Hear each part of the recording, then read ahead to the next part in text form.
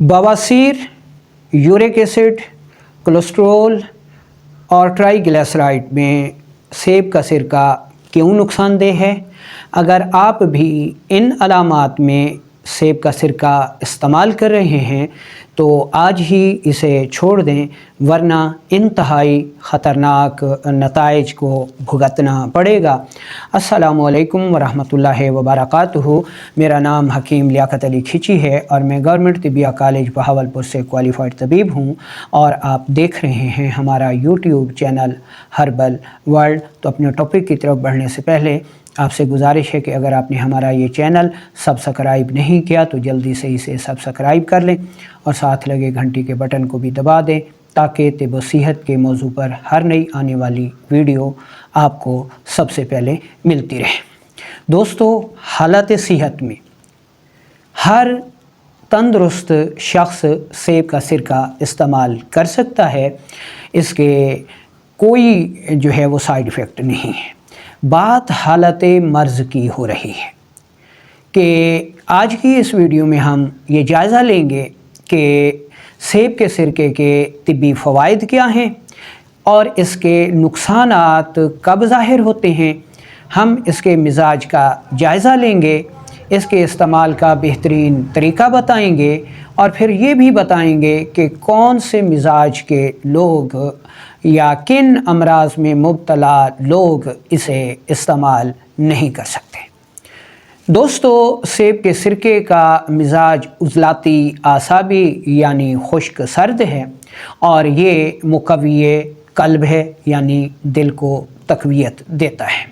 तो सबसे पहले हम हालत सेहत में इसके फ़वाइद के मुतालिक पढ़ लेते हैं। सेब का सिरका मैदे के तेज़ाब को बढ़ाता है, जिसकी वजह से ये बेहतरीन एपिटाइज़र है यानी भूख लगाता है, खाने को हज़म करता है, हाजमे के निज़ाम को बेहतर बनाता है, गैस और कब्ज़ नहीं होने देता। दूसरे नंबर पर ये मिसाने को मजबूत बनाता है और बार बार पेशाब के आने को रोकता है।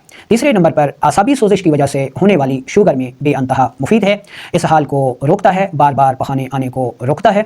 बलगमी मोटापे का बेहतरीन इलाज है, बहने वाला नज़ला हो, बलगमी खांसी हो, आसाबी सोजिश हो, ऐसी सूरत में सेब का सिरका एक बेहतरीन दवा साबित होता है। इसके अलावा आसाबी जिनसी अमराज हों या आसाबी जरासीमी अमराज हों, बलगमी बुखार हों, बलगमी दर्दें हों, ऐसी सूरत में भी सेब का सिरका बेहद मुफीद साबित होता है। इसके अलावा सेब का सिरका मुसफ़िया खून है, खून को साफ़ रखता है और फासिद मादों को जिस्म से खारिज करता रहता है। मुक़व्वी क़ल्ब है और दिल को मजबूत बनाता है। मुसक्किन जिगर है, जिगर की गैर तबाई हरारत को दूर करके उसमें तस्कीन लाता है। अब हम ये देख लेते हैं कि किन अमराज के शिकार अफराद जो है वो सेब का सिरका इस्तेमाल न करें। उज़लाती आसाबी मिजाज के लोग सेब का सिरका इस्तेमाल न करें।